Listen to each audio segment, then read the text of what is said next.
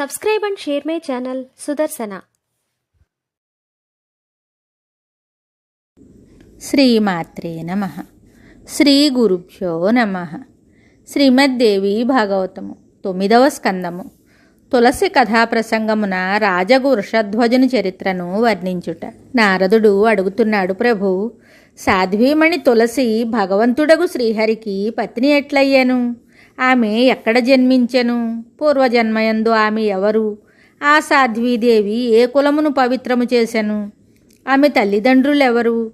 ఎట్టి తపఃప్రభావమున ప్రకృతికి అధిష్టాత భగవంతుడగు శ్రీహరి ఈమెకు పతిరూపమున ప్రాప్తించెను. ఆ పరమప్రభువు పూర్తిగా నిస్పృహుడు కదా. అట్టి యోగ్యురాలగు దేవి వృక్షముగా ఎట్లు పరిణతి చెందెను? ఇది నా రెండవ ప్రశ్న. పరమ తపస్వినియగు ఈ దేవి అసురుని చేతిలో ఎట్లు చిక్కుకొనెను? ప్రభు, ఈ సందేహములన్నింటినీ దూరమొనరింపుము. ప్రభు, నా ఈ సంశయమును కృపతో తొలగింపుము. భగవంతుడగు నారాయణుడు చెప్తున్నాడు, నారద, దక్ష సావర్ణి అను పేరుతో ప్రసిద్ధుడు పుణ్యాత్ముడైన ఒక మనువు ఉన్నాడు.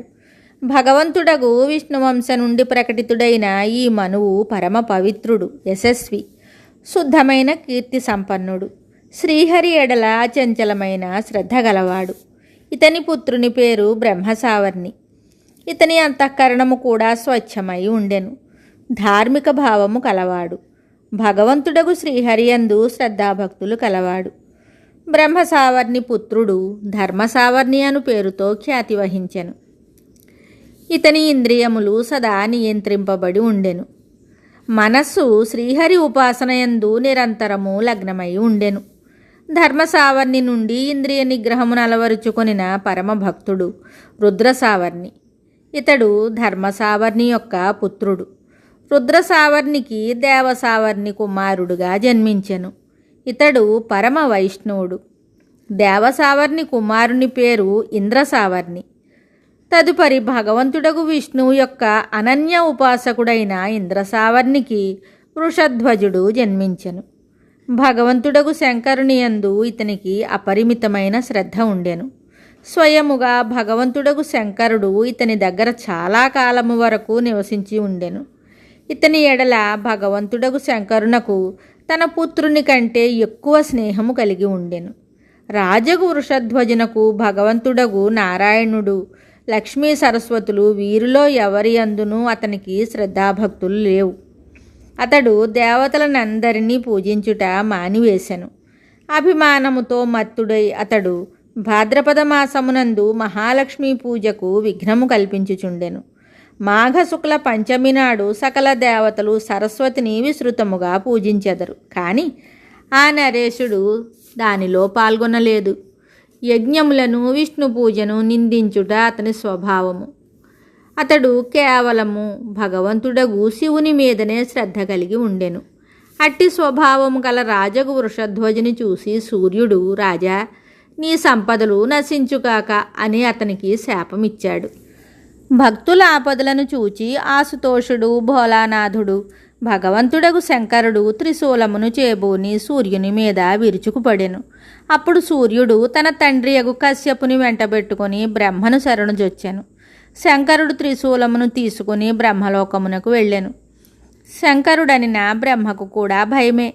అందువలన ఆయన సూర్యుని ముందు పెట్టుకుని వైకుంఠమునకు బయలుదేరెను. అప్పుడు బ్రహ్మ, కశ్యపుడు, సూర్యుడు ముగ్గురును భయభీతులై ఉన్నారు. ఆ మహానుభావులు ముగ్గురు సర్వేశ్వరుడు భగవంతుడగు నారాయణుని శరణుజొచ్చారు. ముగ్గురును తలలు వంచి భగవంతుడగు శ్రీహరికి ప్రణమిల్లారు. ఆ స్వామి ఎదుట తమ భయమునకు కలిగిన కారణమును అంతయును నివేదించారు. అప్పుడు భగవంతుడగు నారాయణుడు కృపాయత్త చిత్తుడై వారికి అభయం ఇచ్చాడు.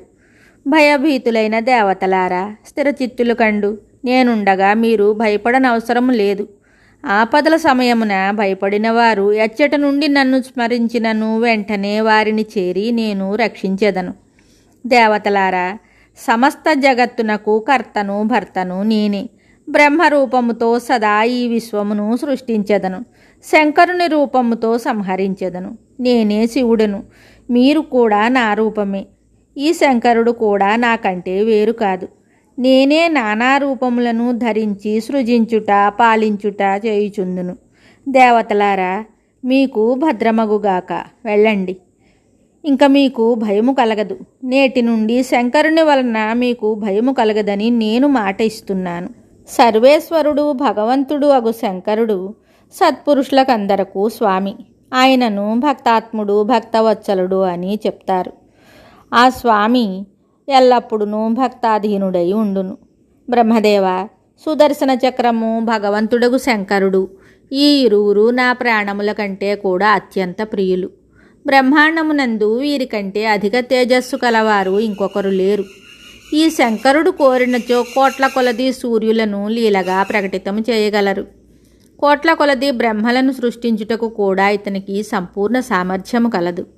త్రిశూలధారి భగవంతుడగు శంకరునకు ఏ కార్యము కూడా అసాధ్యము కాదు. అయినప్పటికీ అతడు బాహ్యజ్ఞానమును పట్టించుకొనక రాత్రింబవళ్ళు నా ధ్యానమునందే నిమగ్నుడై ఉండును. తన పంచముఖములతో నా మంత్రములను జపించుట, భక్తితో నా గుణగానము చేయుట వీరికి స్వాభావికమైనది.